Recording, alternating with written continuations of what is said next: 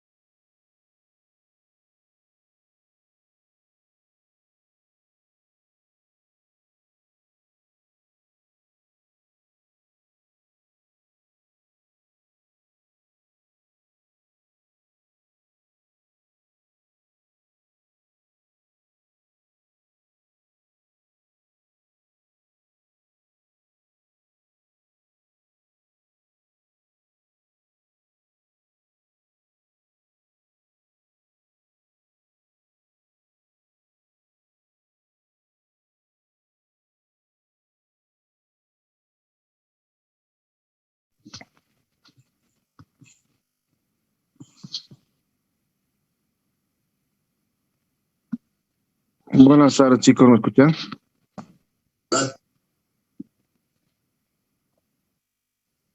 Bueno, voy a compartir pantalla. Vamos a continuar los temas.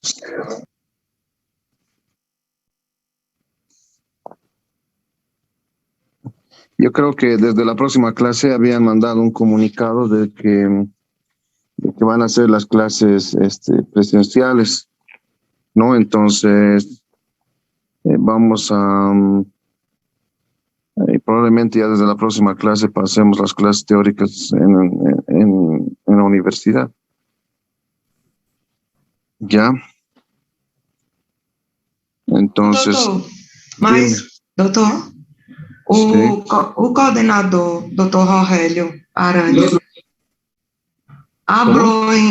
o coordenador do oitavo período, ha dito que ainda vai ter uma informação oficial. No, sí, todavía no es oficial. ¿No? Pero están en ese plan de volver la intención de volver a las clases presenciales. Sí, ¿no? Pero bueno.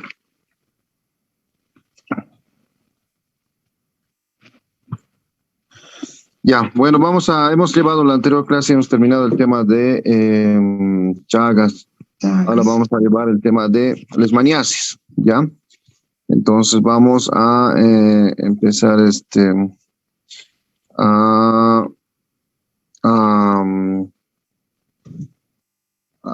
tema de leishmania, que es un tema muy importante también.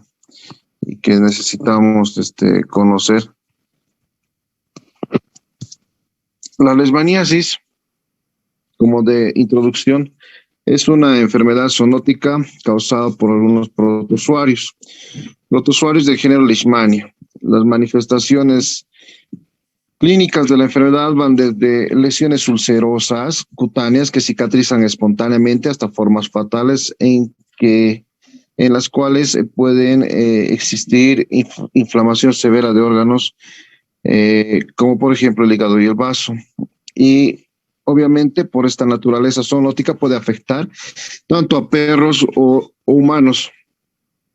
El agente se transmite al humano y a los animales a través de la picadura de mosquitos hembras, hematófagos del género Phlebotomus, ¿no?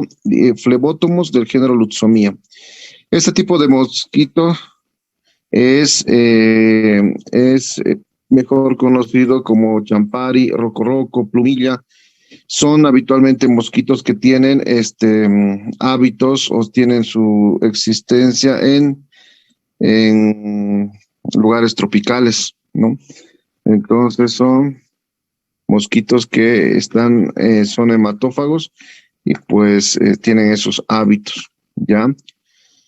En el mundo, pues, la leishmaniasis tegumentaria es considerada autóctono del continente americano. Situación revelada por los antiguos esculturas que se han ido encontrando en el transcurso del tiempo y que pues se han ido evidenciando. La Organización Mundial de la Salud indica que existen más de 88 países en el mundo que presentan casos autóctonos de leishmaniasis, con una población en riesgo de 350 millones de personas. El área endémica de la leishmania en Bolivia ocupa más del 70% del territorio. En los lugares tropicales, por ejemplo, estamos hablando del Beni, de Santa Cruz, de Cochabamba en las áreas tropicales, de La Paz en Oriungas, que son áreas tropicales, Tarija, los lugares tropicales de Tarija, son lugares donde puede existir este mosquito transmisor y pues desencadenar la enfermedad en las personas, ¿no? Entonces la enfermedad fue descrita desde la antigüedad en desde la década del 80 en los yungas de La Paz, ¿no? Entonces es una enfermedad que ya ha sido descrita bastante tiempo y que ha sido reconocida también en otras localizaciones, ya debido a migraciones poblacionales que ha extendido esta enfermedad hacia otros departamentos. Varios análisis dicen que para la fecha, esto ya son diapositivas desde hace bastante tiempo, pues se ha cuatriplicado la cantidad de pacientes con leishmania, ¿no?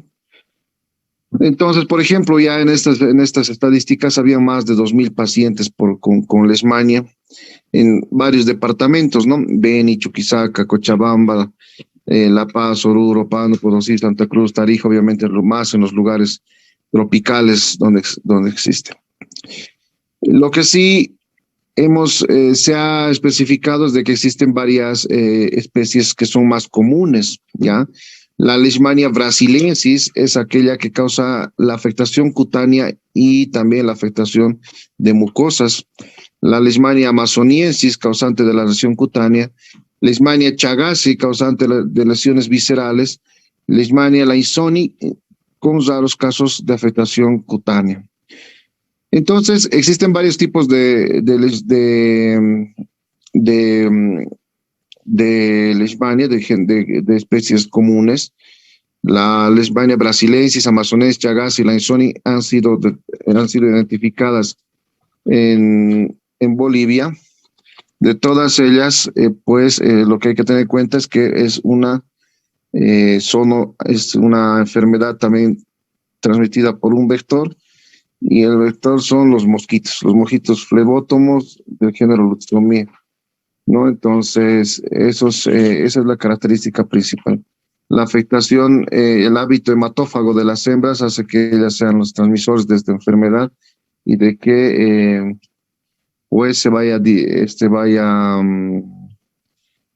diseminando la misma hacia otras especies.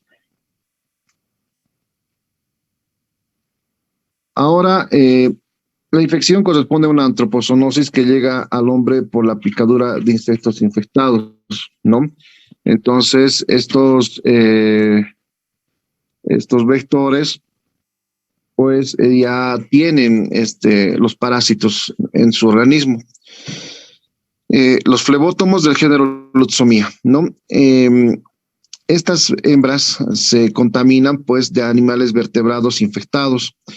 En las regiones tropicales, tanto como, por ejemplo, los jabalíes, es decir, cerdos, chanchos del monte, es decir, por ejemplo, osos, monos, tienen este tipo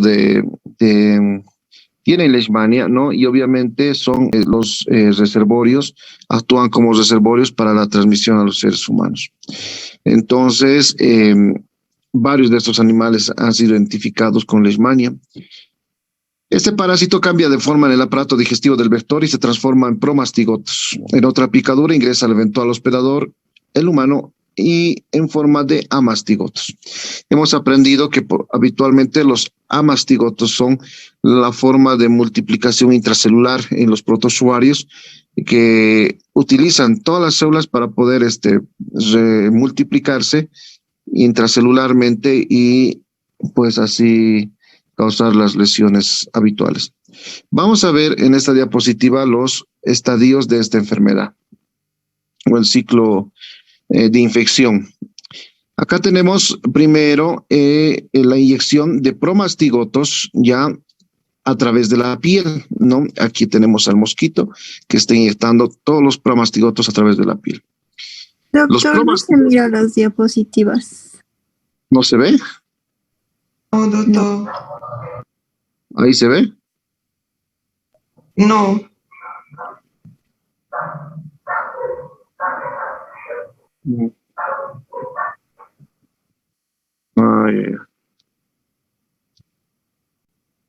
Yo pensé que estaba compartiendo. Ahora sí. Ya, aquí tenemos el estadio 1, cuando los mosquitos son introducidos dentro de la piel, ya, en forma de promastigotos. Entonces, ahí es la picadura. Habitualmente los sitios de picadura, los más frecuentes, eso quiero que tengan en cuenta, son una persona en las áreas tropicales, normalmente está pues con polera, una polera de manga corta y un short. Entonces, los lugares más habituales que son las piernas, ya, de picaduras, las piernas, los pies y los antebrazos. Son los lugares de picaduras más frecuentes. ¿Por qué es importante conocer eso? Porque ahí van a empezar a manifestarse y van a venir como motivo de consulta en esas áreas las úlceras, las lesiones. Los promastigotos son fagocitados por los macrófagos. Miren, aquí está. Ahí tienen un macrófago.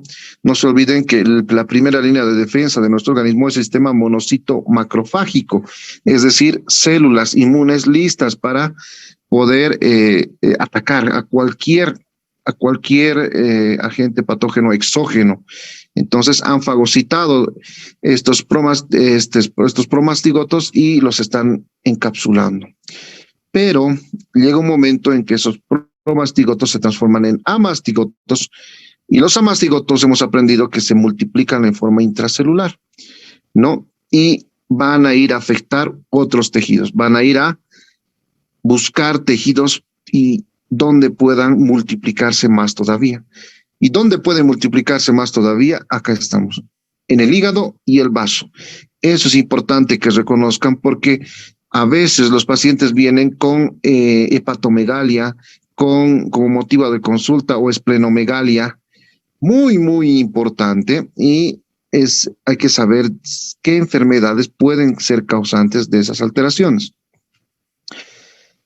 Tenemos que el mosquito, pues, vuelve a picar ahora al hospedero, ¿no? Y aspira sangre con amastigotos intracelulares, es decir, macrófagos infectados con amastigotos. Estos son ingeridos por el mosquito y se transforman estos amastigotos en promastigotos.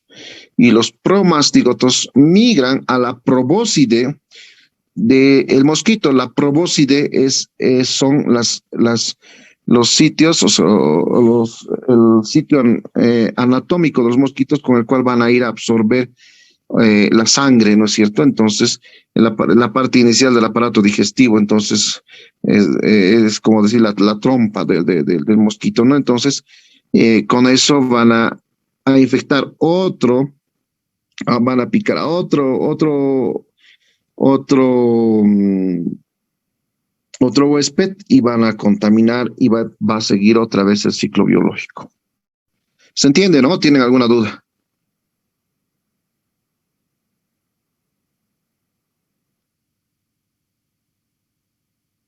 Ya, entonces, ¿cuál es la forma infectante para el ser humano de la leishmania?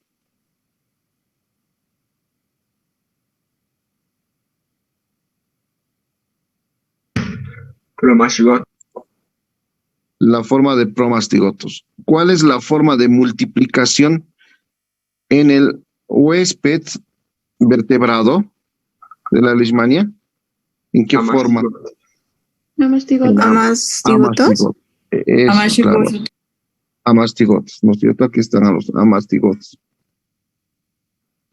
¿Cuál es la forma infectante para el mosquito? Cuando tienes del reservorio, ¿no? O sea, nosotros digamos que el reservorio se llama al reservorio se llama a la persona o al huésped que ya está infectado, o sea, ya tiene circulando la leishmania, ¿no? En su organismo. Entonces, para el mosquito no está infectado, ¿no? Se va el mosquito, pero se infecta con la forma infectante para él es los amastigotos. Los amastigotos se convierten en promastigotos y otra vez ya se convierte en un mosquito infectado, listo para infectar otro huésped, ¿no? Entonces, el mosquito, el vector ya está infectado. Entonces, ese es el ciclo biológico tanto del mosquito por una parte y lo que pasa en el ser humano. No es muy complicado. Entonces, los promastigotos tienen algunos cambios. ¿Sí?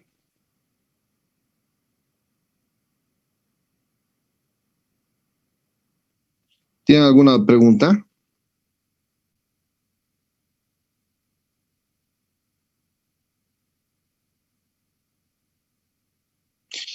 Bueno, los cambios parasitarios.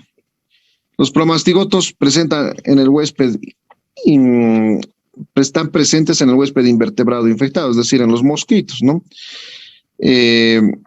Son parásitos alargados, miden de 10 a 15 micras de longitud y poseen flagelos que le permiten moverse. O sea, los flagelos siempre sirven para que puedan haber locomoción en los protozoarios. Los amastigotos son ovalados, miden cerca de 2 a 5 micras, presentes en el interior de los monocitos y macrófagos y no poseen flagelos. Entonces, por ejemplo, si yo les digo a ustedes, ¿cuál sería la forma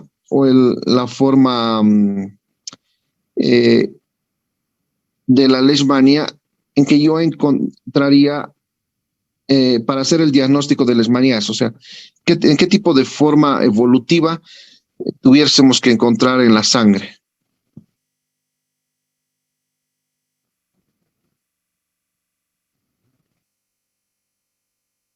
Hola.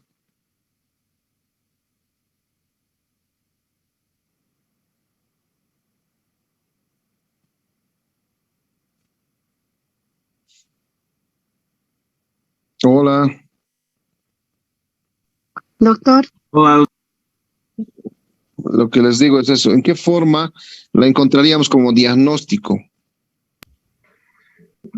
La forma de mastigot, ¿no?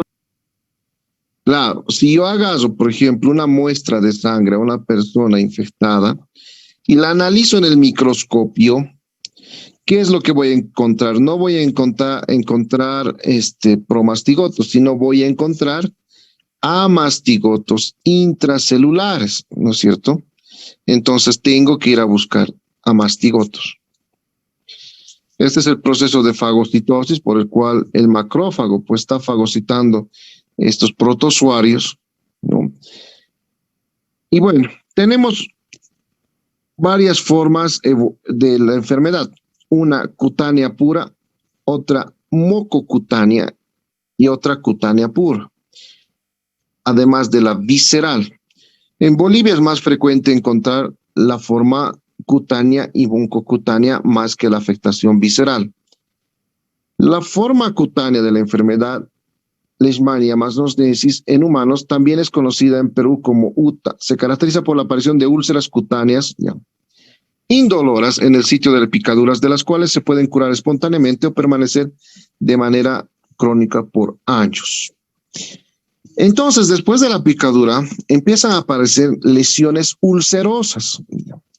Las características de estas lesiones son que son úlceras indoloras, es decir, que no duelen. Ustedes van a ir, no vienen por el dolor, sino por el aspecto de tener una úlcera que pueden durar bastante tiempo, ¿ya? Habitualmente 2 a 4 meses, o excepcionalmente algunos años, ¿ya?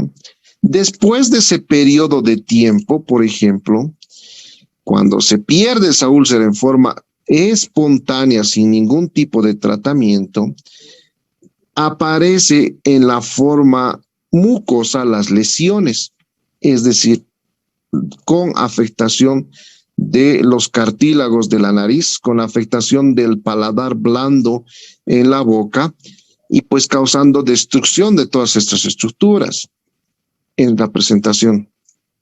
O pueden evolucionar hacia la afectación visceral. Entonces, es el ciclo evolutivo. Habitualmente nosotros encontramos en la consulta los pacientes que vienen por presentar úlceras indoloras, no son casi secas, no supuran, ¿no? Entonces, esa es la característica, pero que no pueden cicatrizar. Es el motivo de consulta por el que vienen los pacientes. Tienen un borde granulomatoso, un borde con un poco de levantamiento, ¿ya? Pero esa es en general su característica. Y aparecen zonas de exposición, obviamente, en las piernas, antebrazos.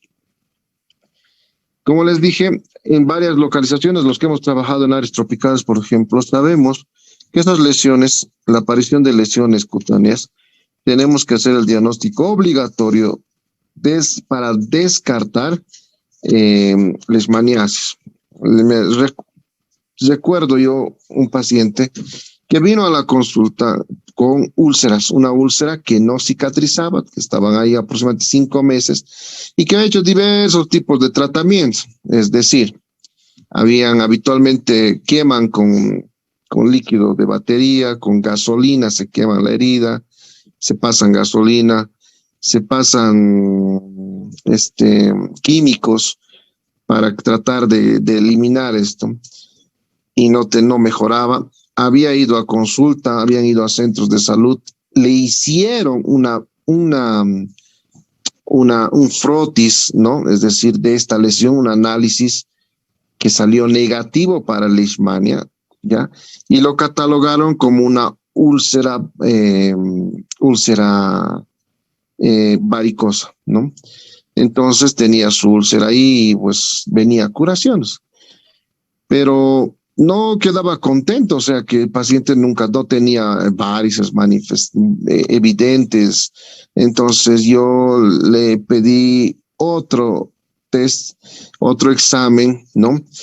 Para poder hacer un frotis, ¿ya? Y poder ver si realmente se trataba de una úlcera. Y en el frotis lo que hallamos eran amastigotos intracelulares en el raspado que habíamos hecho, ¿no? En el análisis por el microscopio.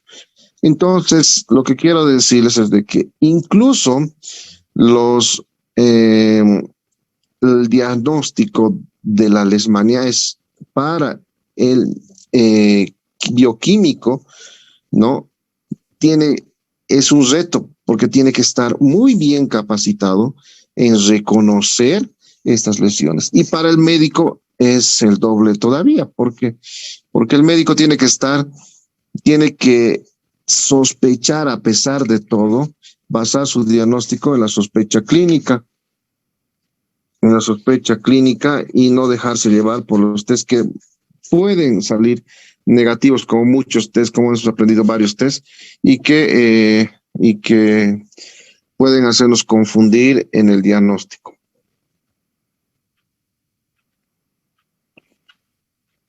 La leishmaniasis mucosa aparece después de unos 6 meses a 2 años después de que ha desaparecido la úlcera cutánea.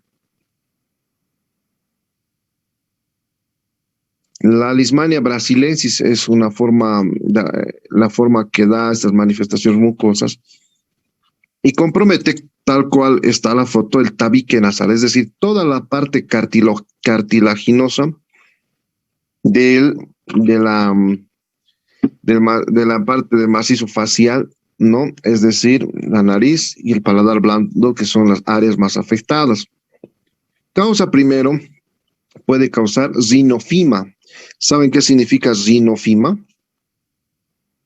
No, doctor. ¿Nunca has visto pacientes con rinofima? Su nariz es color rojizo, grande, ¿no, doctor? Ya. Vamos a buscar acá. Aquí vamos a ver rinofima, vamos a poner. Entonces, para que puedan ver y no olvidarse, pues, ¿no? Miren, por ejemplo, esa es una causa de rinofima. Puede tener muchas causas, no les digo que sea una causa la leishmaniasis. Netamente, hay rinofima, por ejemplo, en personas alcohólicas, hay rinofima en pacientes que hacen queloides, ¿no? Hay rinofima por varias circunstancias, ¿no? Pero habitualmente es así como encontramos la nariz, ¿no? Entonces, la nariz en forma de tapir, que se llama, ¿ya? O rinofima, ¿no? Entonces, esta es una rinofima. Inicialmente es así, aparece así, ¿no?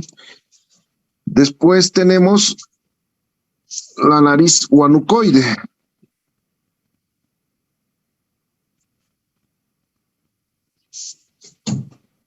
La nariz guanucoide.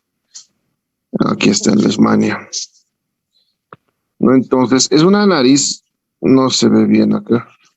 Bueno, no sé si vamos a poder buscar esa nariz. Es una nariz donde el cartílago ha perdido ya el tabique nasal. Entonces, tú a la inspección no ves el tabique nasal, está perdido y está destrozado, ¿no? Entonces, la nariz guanucoide es ese tipo de lesiones que aparecen en Leishmania, ¿no? Entonces, es el tipo de lesiones. Después podemos encontrar algunos signos, no sé si están acá, vamos a buscarlos acá, para que seamos explícitos y se recuerden ustedes y no se olviden. La cruz de Skolmer.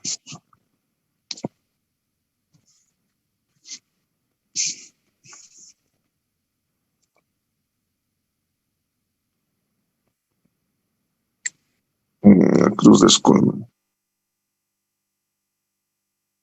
Es la afectación del paladar blando y si ustedes se dan cuenta, está destrozado, hay pérdida del paladar blando y se hace como una cruz, pero no es muy clara ahí.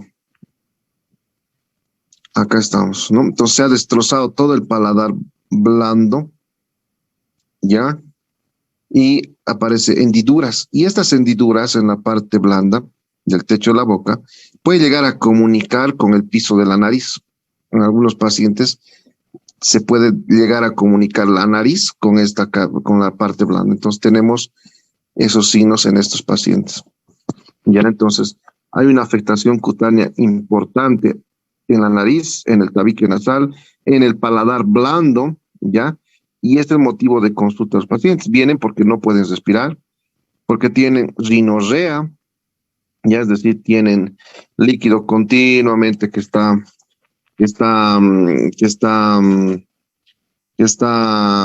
sale por la nariz, líquido hialino, claro.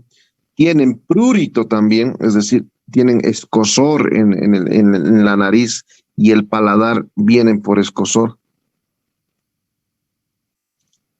Entonces, esos son los motivos de consulta habitualmente de los pacientes. Entonces, compromete el tabique nasal, se inicia con una reacción inflamatoria, enrojecimiento, prurito y edema, tal como les decía. A veces sangra fácilmente, es decir, se empiezan a rascar y sangran, o pueden hacerse lesiones costrosas. Después se ulceran, ¿ya? Y se profundizan hasta destruir totalmente el tabique. Entonces, esas son las lesiones graves de la leishmania mucosa.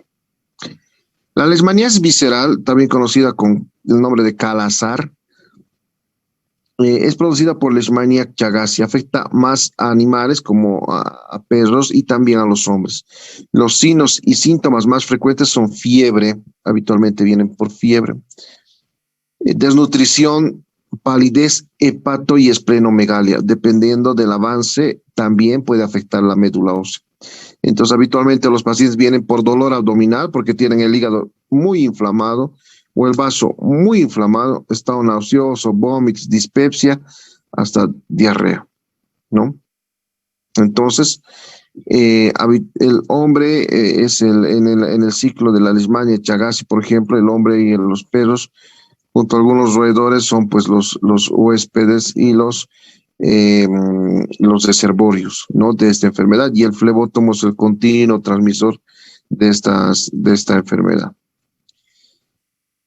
El diagnóstico de la leishmania requiere la visualización directa del parásito en el sitio de la lesión. Entonces la prueba que nosotros pedimos es un frotis para leishmania, así se llama la prueba.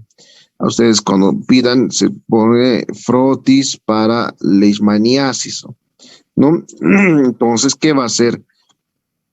¿Qué es lo que va a hacer el bioquímico? Va a agarrar, ¿ya? Habitualmente agarran una aguja, ¿ya? Y empiezan a raspar del borde de la lesión, empiezan a hacer un raspado y sacar todas esa secreción, y que puede sangrar en algunos momentos, pero hacen un raspado para poderlo, poner las muestras en el portaobjeto y poder hacer una tinción de Giemsa o Romanowski. Entonces hacen la tinción y se puede ver la forma de amastigotos intracelulares de la leishmania, ¿no? Entonces ese es el método que actualmente nosotros trabajamos, porque tenemos que evidenciar eso y tenemos que poner en evidencia que hay leishmania o amastigotos. Otros métodos de diagnóstico existen: el cultivo de protozoario o técnicas moleculares como la reacción en cadena en polimerasa, donde se amplifica el ADN del parásito, ¿no?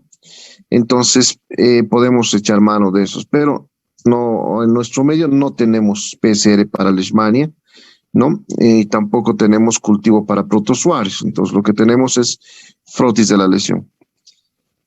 Entre los métodos indirectos, hablamos de las pruebas serológicas, inmunológicas serológicas. Tenemos el ELISA, la prueba de Montenegro leishmania, que es la más usada en el mundo, y consiste en la inoculación de extractos parasitarios en la piel. Ya si el paciente es positivo a leishmania, se genera una reacción.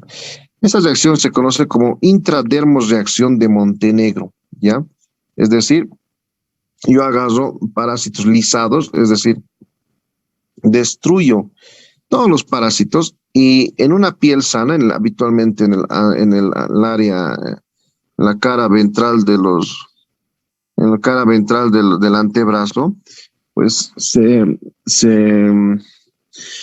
puede, con una jeringa de insulina, una jeringa de un cc, se inocula 0.1 ml de esas células destruidas, y éxito en 24 a 48 horas. Yo hago una medición del halo que se ha generado y puedo medirla en centímetros, ¿no? Habitualmente cuando es más de 1 centímetro se toma el diagnóstico de positiva a la prueba y podemos decir que la intradermosreacción de Montenegro ha sido positiva. ¿Y por qué pasa esto? Porque nuestro cuerpo ya tiene, si en algún momento hemos estado expuestos a la leishmania, ya tenemos la respuesta inmunológica. Y ante cualquier parásito adicional que ingrese, pues la respuesta va a ser un poco más exacerbada, o sea, va a haber mayor inflamación y es por eso que se forma el halo. Les voy a mostrar en qué consiste la intradermosreacción de Montenegro. Acá vamos a ver. Esto todavía hemos hecho en la universidad y en los hospitales donde se ha trabajamos, ¿no? Entonces, acá, la prueba de intradérmica es hipersensibilidad de tipo retardado, evaluar las respuestas T activadas, se aplica 0.1 ml de antígeno de Montenegro y se hace la lectura hasta las 72 horas, ¿no? Entonces, vemos los resultados de induración. Les voy a mostrar una diapositiva mucho más clara. Acá está. Vamos a ver este video y es lo mismo con el bolígrafo. Vas desde la periferia hasta la parte central para ver el área indurada, ¿ya? Entonces, y puedas medir el halo. Vamos a ver ¿no? Entonces acá.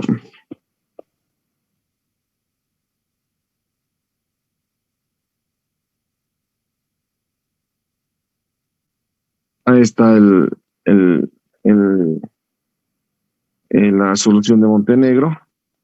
Se pone 0.1 ml, no se olvide que la jeringa viene de un cc, entonces se pone 0.1 ml con una aguja hipodérmica en la cara anterior del antebrazo.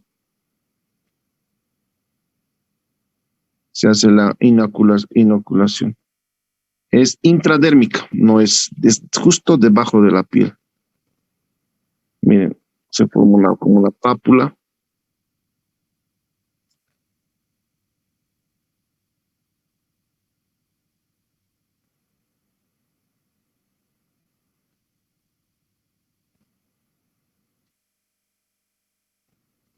Después de 48 a 72 horas, con un bolígrafo, se raya hasta donde esté duro, desde la periferia hasta la parte central.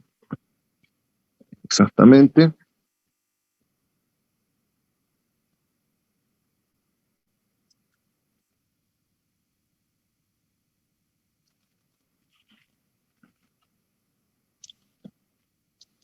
Y se miden.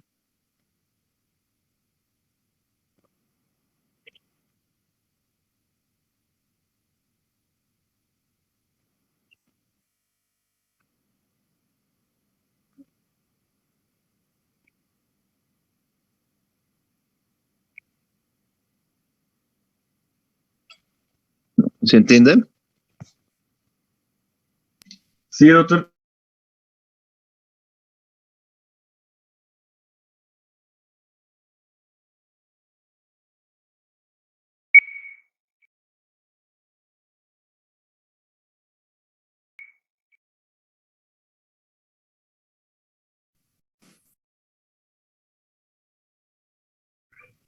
Buenas tardes, ¿alguien está grabando la clase?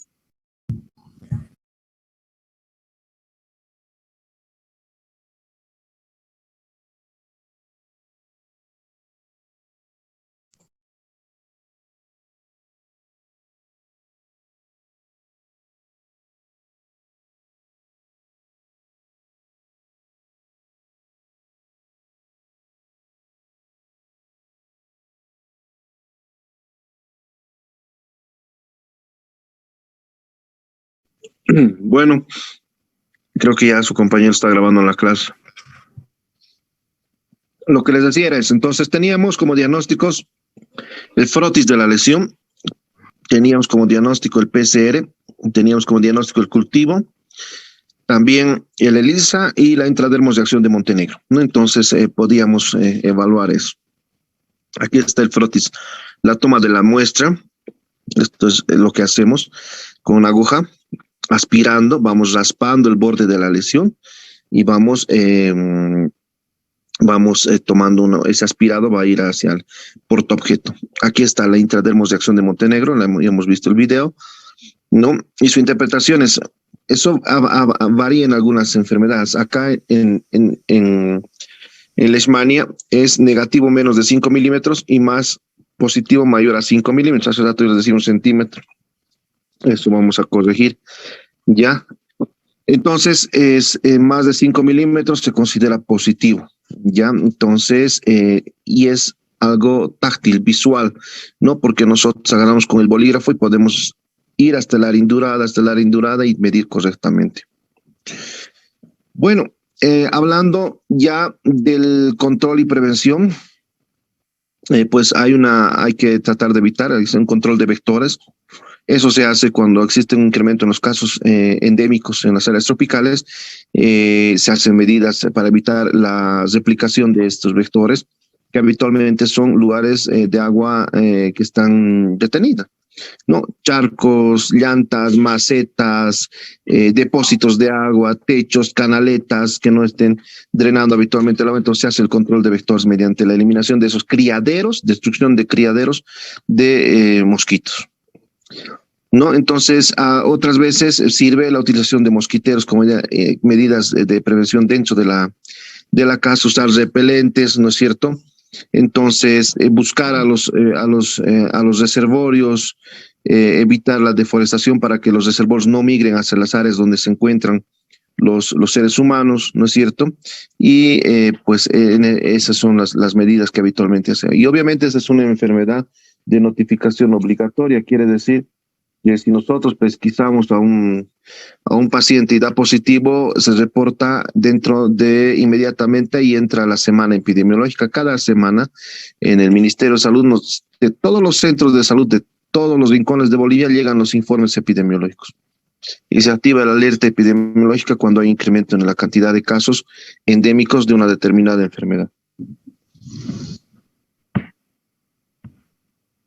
Ahora, yendo al tratamiento, el tratamiento de primera línea son pues los fármacos basados en antimonio pentavalente, el Glucantime, el Pentostam, que son estibogluconato de sodio, usado en Europa, y el antimoniato de miglumina, el Glucantime, que también se utilizaba en las Américas. Estas drogas son tóxicas, ¿ya? Y habitualmente son inyecciones intramusculares, ¿ya? Causan dolor porque el material es oleoso, ¿ya? Pueden causar nefrotoxicidad habitualmente, que es lo más frecuente, ¿ya? Y toxicidad hepática, pero se tiene que llegar a una dosis acumulativa. Estos tratamientos se hace en valoraciones por médicos tropicales o especialistas en enfermedades tropicales, infectólogos, habitualmente en los hospitales de segundo a tercer nivel, porque podemos hacer varios exámenes complementarios, definir si no hay afectación visceral, hacer todos los estudios correspondientes y poder referir con una nota o con una indicación clara de qué dosis de antibiótico va a utilizar y por cuánto tiempo el paciente. También se puede hacer en primer nivel, no es una contraindicación, o sea, varias veces lo hemos hecho, pero existen esquemas ya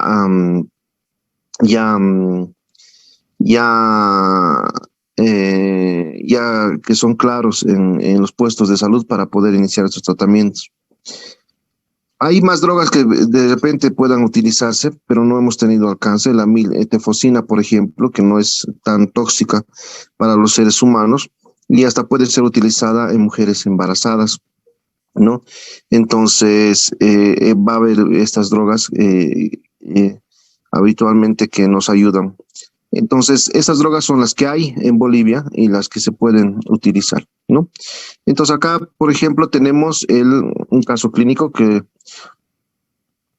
le vamos a leer. Dice: mujer de 42 años, sin antecedentes personales de interés, de la nacionalidad brasileña que acude al servicio de urgencias de nuestro servicio por prestar tumefacción cervical dolorosa, eritematosa de aproximadamente 8 por 12, sin fiebre, acompañante de aproximadamente 6 días de evolución.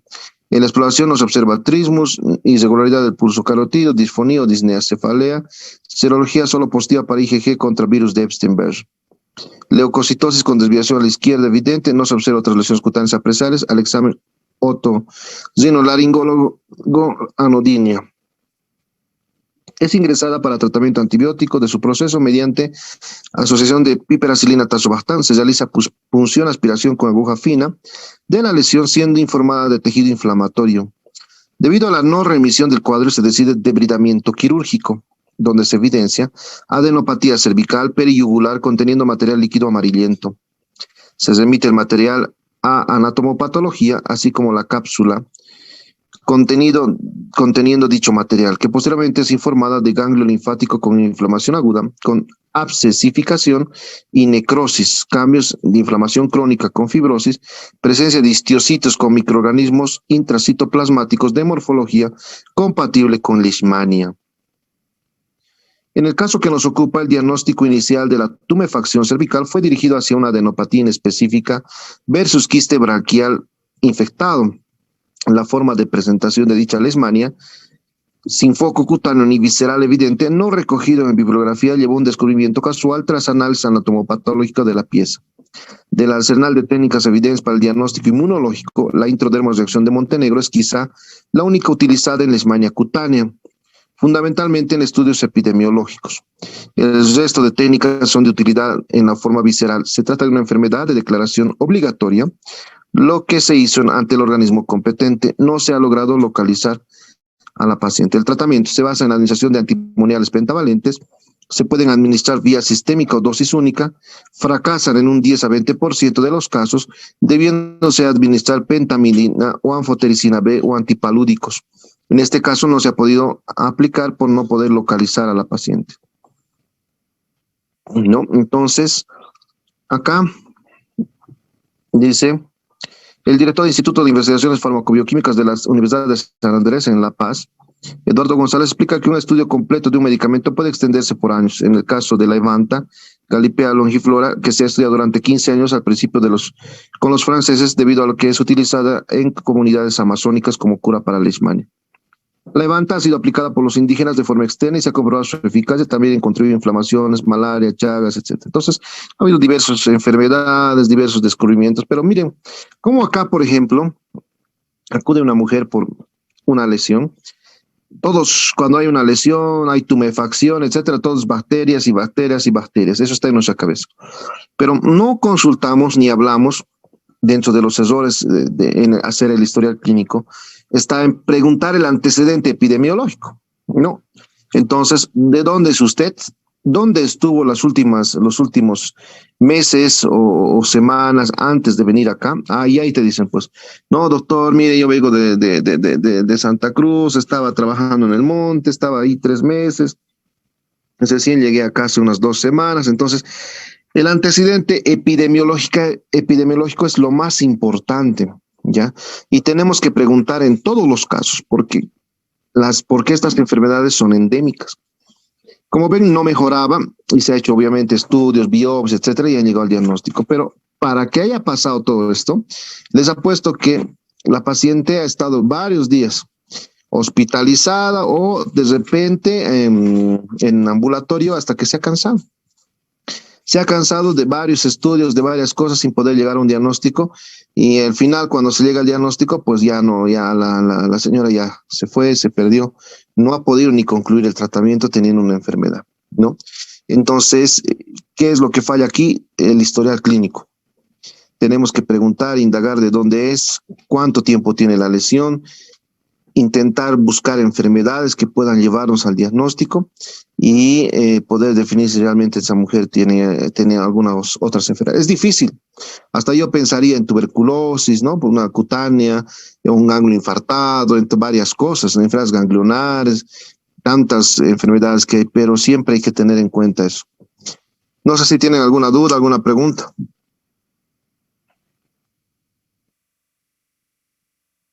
No, doctor. ¿Se comprende? No les estoy poniendo acá, por ejemplo, la dosis del medicamento, del pentostam, las dosis del bicarbonato de sodio, del glucatime.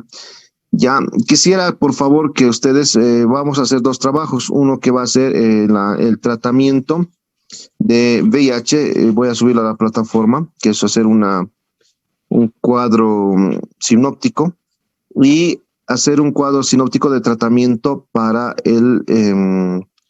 para la leishmania, pero en de las guías o de Bolivia o de Brasil. A ver, busquen, dense la molestia de buscar.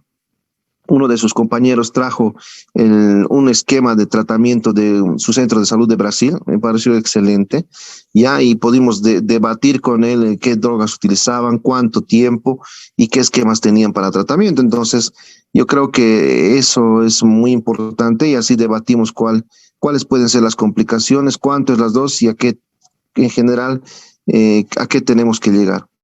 ¿Ya? Porque además tenemos que hacer los controles. No se olviden que esa úlcera tiene que empezar a cicatrizar. A partir de que ustedes empiezan el tratamiento con las inyecciones intramusculares, a partir del mes, ya se ve que esas lesiones empiezan a remitir, pero no siempre remiten. Existe un 10 a 20% de lesiones que se mantienen ahí. Tú le haces un control, por ejemplo, de frotis a los 2 meses y continúa positivo. Entonces, hay que ver la resistencia también a estos medicamentos. Se puede exotar a anfotericina B en sus dos presentaciones, la liposomal o la desoxicolate, pero la desventaja es, uno, que la liposomal es muy costosa.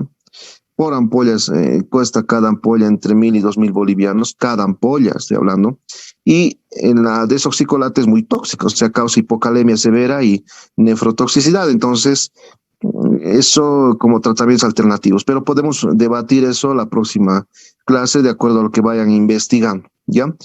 Bueno, vamos a terminar y este va a ser el último tema de este para el examen, ¿ya? De este segundo parcial. Los temas que vayamos a avanzar, adicionales, vamos a llevar para el examen final, ¿ya? Entonces, hasta aquí va a ser los temas que van a entrar al segundo parcial. No sé si tienen alguna duda. No. No, doctor. Doutor, poderia mandar as guias positivas? Claro, les voy a mandar el link. Ya, porfa.